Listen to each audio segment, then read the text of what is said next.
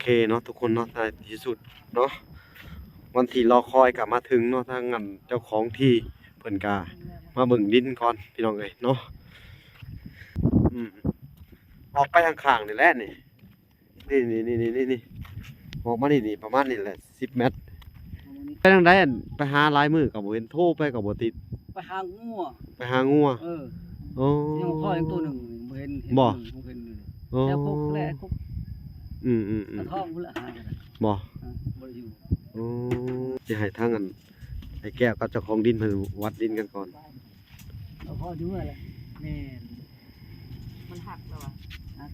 หักกะยามันจักเม็ดน่ะไล่เอาเม็ดนึงก็ได้วัดไปใส่แต่คลองใหม่ก็ชักจะใส่ละนี่เอา3 เมตรนี่จะใส่ละเบิ่งเอาไป4 ช้างเอาตัว3นี่ละคนละ2 เมตร2 เมตรอันนี้จะคิดไป2 เมตร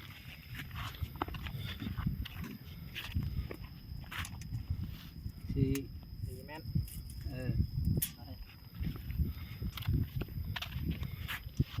6 เมตร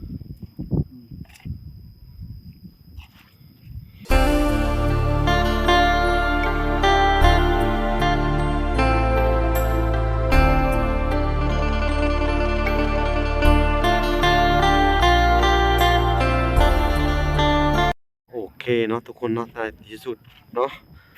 วันที่รอคอยกลับมาถึงเนาะทางงั้นเจ้าของที่เพิ่นกา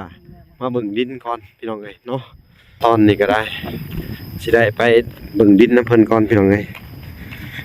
ก็รอเพิ่นหลายมื้อหลายเว้นพี่น้องเอ้ยเนาะโอ้โทรไปอยู่ไหนติดอยู่บ่รับออกไปข้างๆนี่แหละนี่ออกมานี่ประมาณนี้แหละ10 เมตร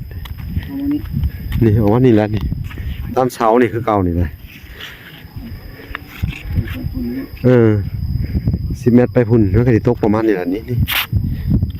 ะนี่โยบดูนี่ก็นี่เอาข้างมาซื้อ10 เมตรยาวเด้อยาวก็ทำเก่าแล้วออกไปข้างละ10 เมตรเฮ้ยข้างละ10 เมตรใช้10 เมตรก้าวเพลงได้เขาบอกเอาเม็ดมาแทกกะเอามันมาแทกไอ้แก้วเอ้ยสวัสดีก่อนเด้อลุงสวัสดีเด้อโอ้เหมือนผักนะพ่นเนาะพ่นสิตกเหมือนนั้นดอกผักเป็นทางใดไปหาลายมือก็บ่เห็นโทรไปก็บ่ติดไปหางัวโอ้ยังพ่อยังตัวหนึ่งเห็นแล้วคุกแล้วคุกกระท่อมพุ่นละหาบ่อยู่โอ้ก็มาเอาลูกป้ามาพอมาซื้อลูกป้า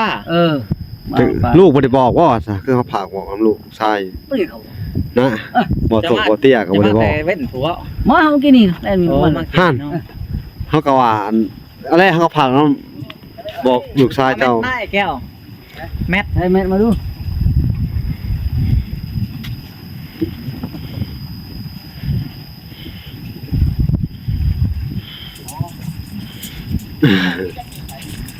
เอาต้นนั้นก็ได้เนาะสิให้ทางนั้นไอ้แก้วกับเจ้าของดินเพิ่นวัดดินกันก่อนเอาพ่อดูอะไรแม่นมันหักแล้วอ่ะหักกะยามันจักเม็ดน่ะไล่เอาเม็ดนึงก็ได้วัดไปใส่แต่คลองใหม่ก็ชักจะใส่ละนี่เอาเพลงเอาตัวนี้เอาเม็ดนึงหล่อยนี่เด้นี่เอาเพลงนี้ไปพุทธไปพี่พุทธเลยคลองใหม่บ่มีนะคลองใหม่ก็ชักสร้างเอาไว้ใส่ละ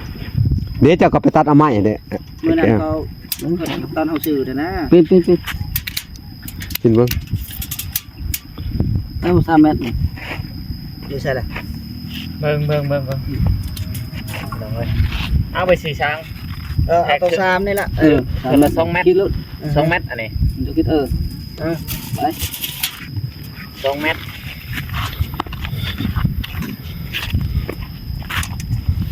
4 เมตร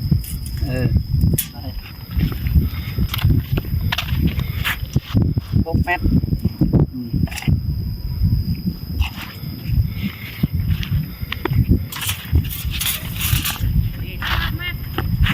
ใหม่มาละ8 เมตร ยาตัวนี้ก็ได้ ได้ต้นไม้เอาต้นไม้มาตู้เอาแบบต้นแน่นอนรถพี่น้องเอ้ยจังหน่อยเพราะว่ามันบ่แน่นอนเนาะ 8 เมตรเลยโอ้ แทกไม้ก็ได้บ่ละแทกมันก็ได้แทกมันก็ได้มันจังแน่นอนเนาะประตูเนาะนี่คือนี่มันคือก็ดึงเลยนะบ่ดึงชุดได้แก้วเพราะว่าดึงชุดยันมันนั่น7 เมตร5 เมตรพุ่นเนี่ยแม่น4 เมตรเนาะ4 เมตรเอา4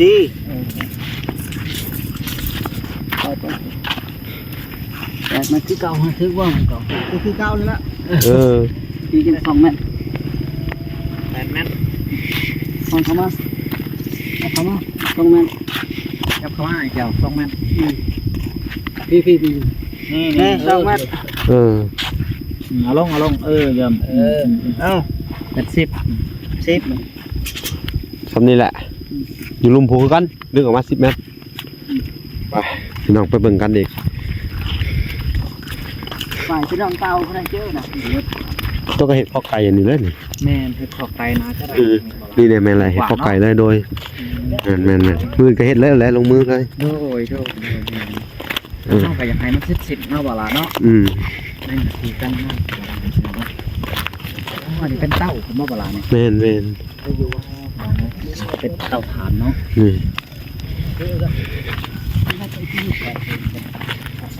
พี่น้องเลยจะได้วัดเบิ่งดิน2 เมตรน่ะ4เอาเตาแล้วพอบอกแล้วเอามาใหญ่ๆในขีดในแก้วเอาครับพอดีได้เตาเนาะเตาได้ตั้งเตาแล้วมันไม่2 เมตร2 เมตรสูกได้ตัวนี้เนาะสูกเตามาหาเก็บพื้นมาเห็ดเตาบาดนี่ขุดลักไว้ดูขุดลักก่อนมึงเครื่องนี่เครื่องภูเขาเจ้านี่พี่เว้ยมานั่นแหละเตรียมไปลักเอาลักมาขุด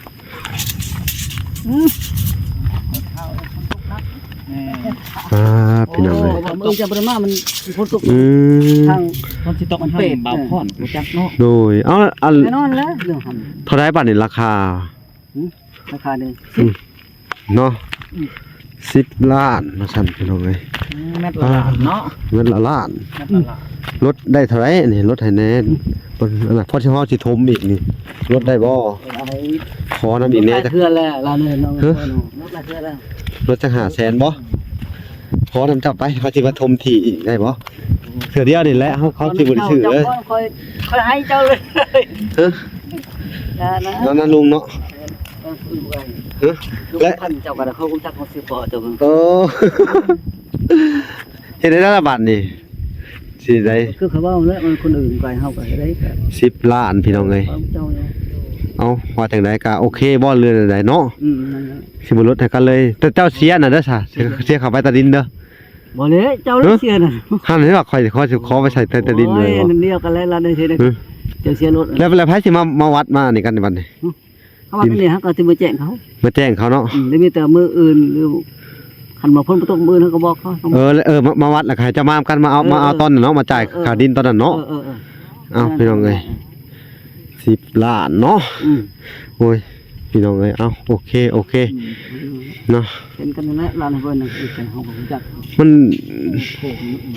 ไหวอยู่บ่ค่อยว่าขอมันนะให้เจ้าอันน่ะที่ดินลุงบ่ได้นั่นล่ะบ่ได้เลยเนาะแล้วเสียนข้อมือละบัดนี่ขอก็บ่ลดเนาะลุงเนาะมันเป็นโฉกเป็นเฮข่อยต้องกันถมอีกได้ลุงก็แนวมันแล้วบ่ถมก็ได้ขอไก่ที่ถมเพราะว่าเฮาสิได้ชื่อเนาะสิได้ชื่อดินมาถมอีกเนาะลุงก็แนวมันแล้วชื่อได้ล่ะนี่เฮาถมอันนี้เฮาก็ถมหมดเป็น10 ล้านพุ่นโอ้ยแล้วเฉพาะถมดินฮะมันเป็นโฉกเป็นเฮคอน้ำบ่ได้อีกบ่ได้บ่นั่นแหละ ต้นนั้นจักต้นนั้น บ่ลุง 13 13จักเม็ด 16คูณ10 16 คูณ18บ่ 18 16คูณ บ่ 18 แม่15คูณ18โอ้ย 15คูณ 15คูณ 18โอ้อันนี้คันใดอีก15นี่ก็ราคาสำเก่าที่ฉันนี่เนาะ เออ ตัวนี้ราคาแพงกว่าลุงเอ้ย แพงแล้วยังว่าลดบ่ได้บ่ ช่วงใหม่ระยะใหม่ เพราะระยะใหม่ โอ้ขอนำบ่ได้บ่ ไป นี่ บนต้น 500,000ไปลดไปเฮาสิได้ไปเอาใบตัวนี้ไปเฮ็ด ให้แล้วรุดแล้วนั่น บ่เฮาสิเอาตัวนี้ไปเฮ็ดอันใบตะดินน่ะหลิให้แก้วเพิ่นได้บ่ลุง บ่ได้ ก็ล้านหาไป เอานั่นแหละบ่ได้แล้ว บ่ได้อีหยังคือสิย่างเมื่อ ว้าวไปใช่โอ้ย ว้าวกันก่อนลูก รึด ครบก่อนตกลงกันก่อนตกลง โอ้ไปอย่างเดียว ใช้เบอร์เด้นี่แหละ นี่แหละไปล่ะพี่น้องต่อบ่รถจังดิโอ้ยเนาะตายเป็นจังได๋แก้วบาดนี่เจ้ามาพี่มาเบิ่งลักดินนี่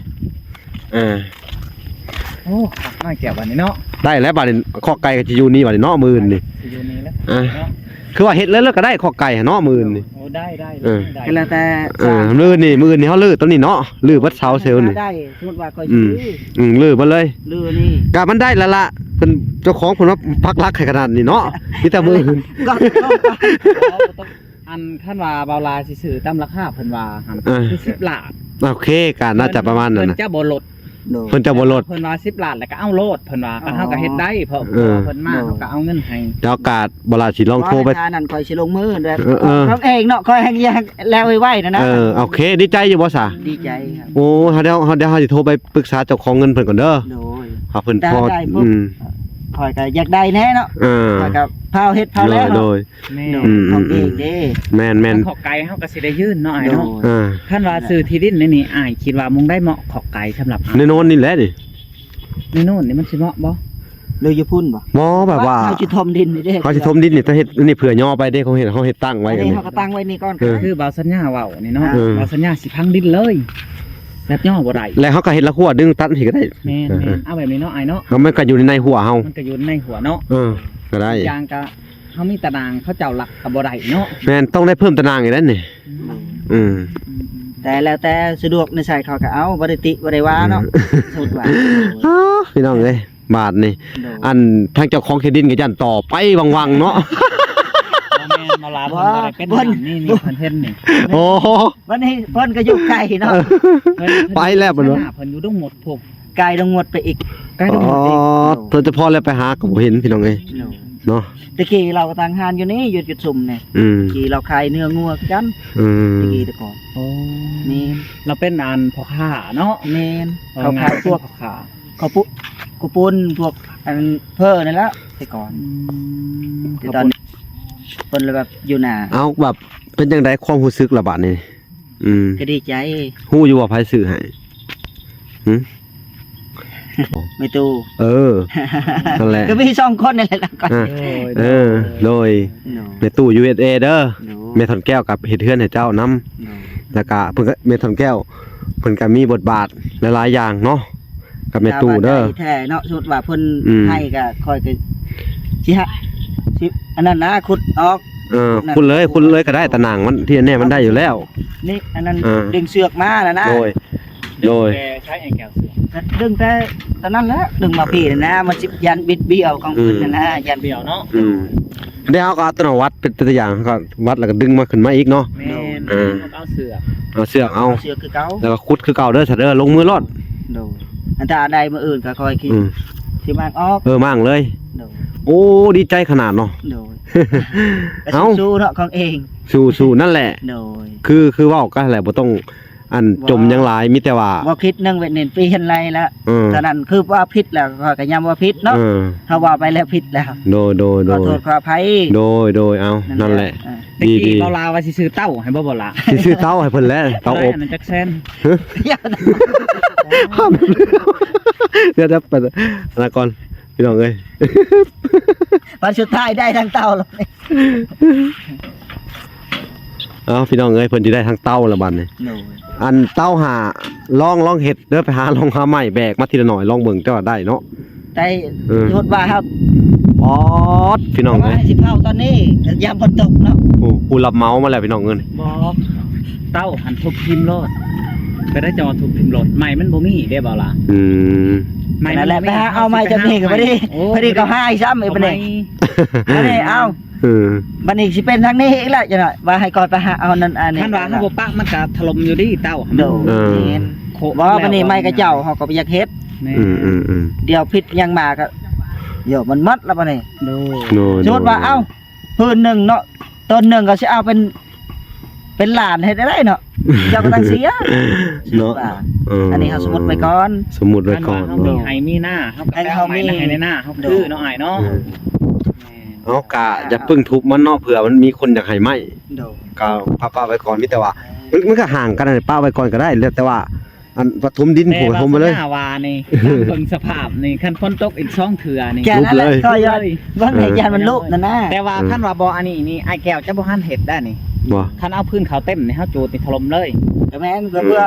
ตอนนั้นเข้าไม่ที่ยามทะลุไปที่คือ แม่น ทางไอ้เวลาว่ากดตายแล้วเนาะผู้หนึ่งยอกคอยคือว่ายานคือกัน ย่านคือกันโอ้แม่นบ่ล่ะ มันมีอันนั้นนะเด้เขาว่าอัน นี่แหละ อันอยู่บ้านลุงโจ้ยเด้ไปฝนตกแล้วไปเขาไปชนน่ะมันทับ อ๋อ เล นี่ ย เขาก็ ได้ ตาอันคนบ้าน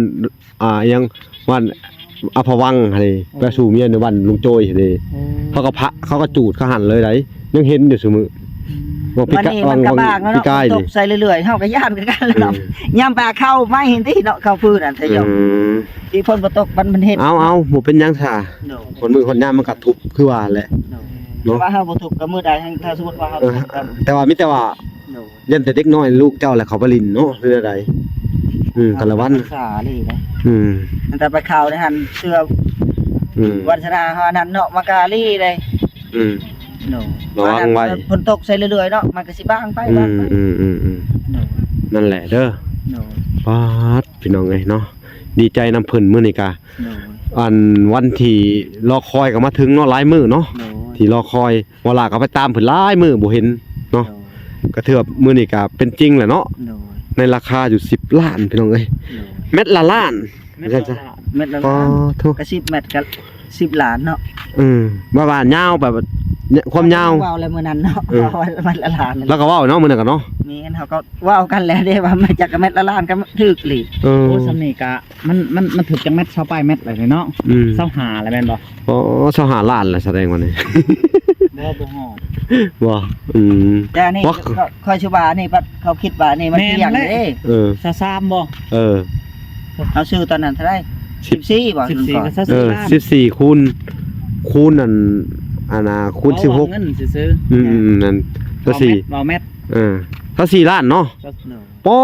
ดินเจ้า ยังบ่ได้รวมทั้งถมเด้อฮะมวยไหลเนาะ รวมทั้งทม วันนี้ยังสิได้ถมอีกได้อนี่ โน หรือว่าแนวใดเนาะรถ แต่นี่เพิ่นคิดว่านี่มันเที่ยงได้นั่นนี่ รถบ่มี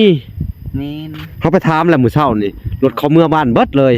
เอายังให้นำหน้าเนาะมันก็สิหา ได้บ่ล่ะ แม่นแล้วดูผลเพิ่นสิพาเอารถมาเก็บมันเลยตกแรงพุ่นเขาจะมาใหม่อีกนะ น่าจะเป็นปีหน้าพุ่นเนาะไอ้แก้วเนาะ โอ้ยเนาะเอากะยามัน ยามันคือเตือวัฒนาเฮามีต่อไปเขาก็ อืม ก็พาได้ เงินผมเอง บ่เนาะเตือก็ได้ก็ยังดีเนาะให้ได้ เออ คอยหาไปเนาะไอ้เนาะ คอยหาไปเอา แบบไปเรื่อย รถบ่มาพี่น้องเอ้ยเนาะจักเฮ็ดจังไดทั้งแม่เพิ่นก็ให้ถมเลยนั่นแหละ ๆโน แต่ว่ามันบ่มีรถแล้วก็เอาแต่ดินไปก่อนเนาะ โน เฮาก็ค่อยปรับปรุงไปนี่เดี๋ยวเฮาก็เฮ็ดข้อไก่ปลูกกันหยังก่อนก็ได้แถวโน้นแถวนี้เฮาอันน่ะขุดคลองไว้นี่ขุดคลองไว้นี่บ่ให้น้ำมันไหลผ่านไปหลายๆมันก็สิเซาะดินเข้าไปเนาะ ก็จำอื่นก็ลงมือเลยสิดื้อออกหมดพวกนี้นะ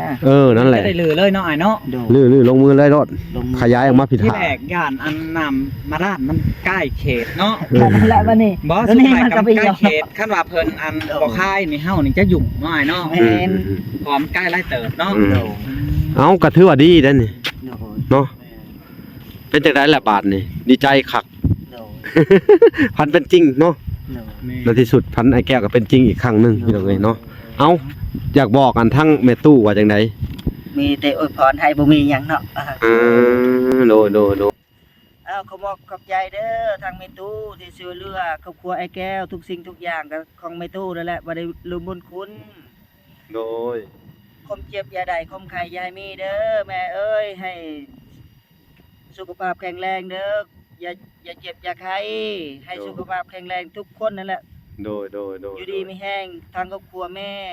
โดย สาธุ โดยสาธุพี่น้อง ก็ เอ้ย คือทั้งไอ้แก้วกับโอ้ยป้อนบ่ค่อยเก่ง เนาะแม่น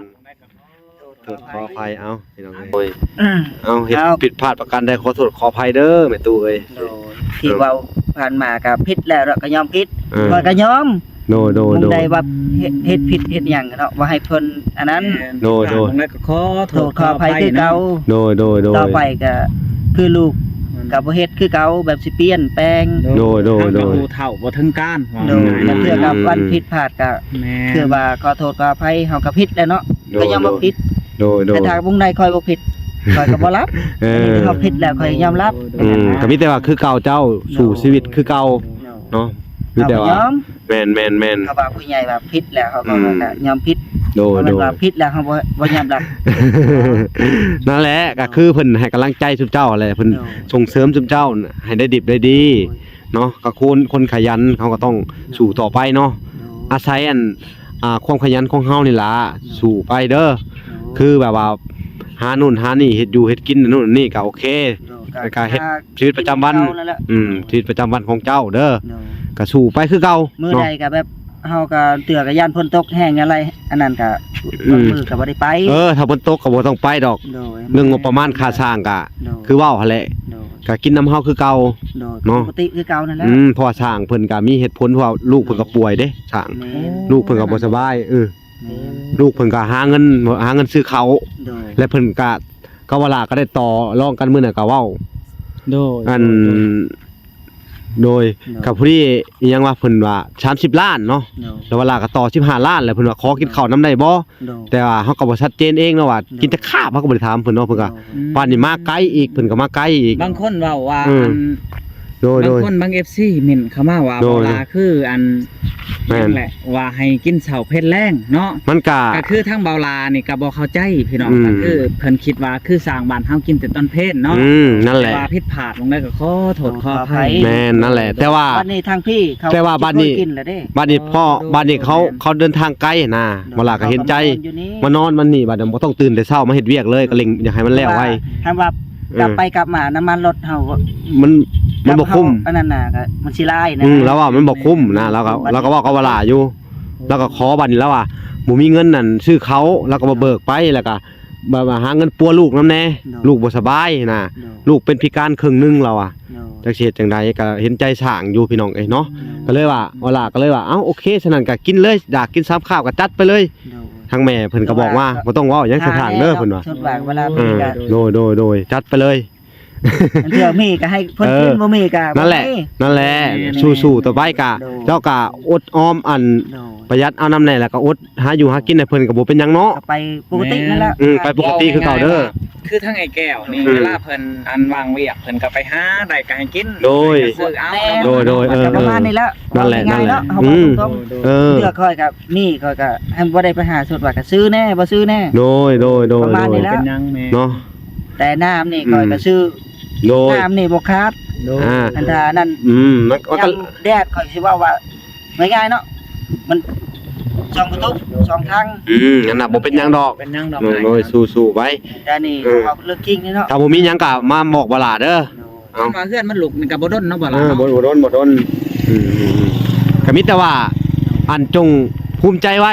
เด้อภูมิใจไว้ผู้ใหญ่เพิ่นเบิ่ง ทุกๆคำที่จะเว้าอิหยังออกไปก็เพิ่นเบิ่ง ทุกวันปกตินั่นแหละ โดยอ้าว อันถ้า นั่นแห นั่ ละ นก็ว่ามาแลกให้สิ อืม มาจับเครียด นั่นแหละจะมาอันนี้ก็สร้างบ่ได้เฮ็ด2มื้อเด้เพิ่นรอวันศีลแต่บางคนก็ว่าบ่ให้เฮ็ดบ่ให้ย่อวันค้านสิเอาใจดีบ่สัญญา แล้วแต่ แม่นแล้วแต่ทั้ง ท่าน เอาทั้งแม่หักเพิ่นเว้าเลยเพิ่นสิว่า เอาทั้งผู้ใหญ่ วันใดก็แล้วแต่ เนาะ บอกเพิ่น แต่ว่าคนก็เม้นมาหลายว่ามันอันน่ะ2ค่ำมันยังเป็นวันค้านอยู่ สองคำวันคาดบ่ล่ะแม่นบ่วันคาด 1ค่ำ หนึ่งวันจันทร์สองคำวันคาดสามคำวันพุธพุธได้ซะ เนาะ หนึ่งคำวันจันทร์วันจันทร์เป็นยังบ่ล่ะ มันบ่แม่นวันดับ วันจันทร์เดือนดับ วันจันทร์เดือนดับ นะ